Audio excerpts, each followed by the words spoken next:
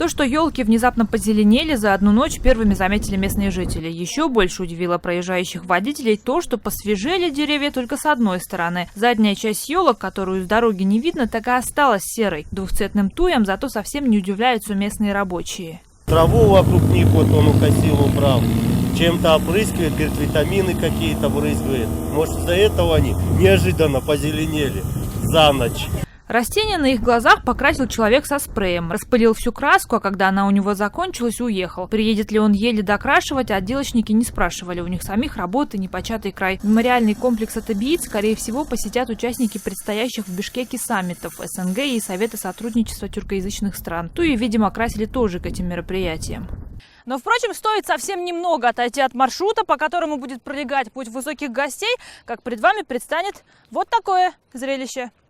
Елки здесь совсем высохли, и тратить краску на них, видимо, уже не будут. Облагораживают местные власти только то, что могут увидеть иностранные гости. Так, на главной правительственной трассе по заказу мэрии полностью выкрасили все дома вместе с окнами.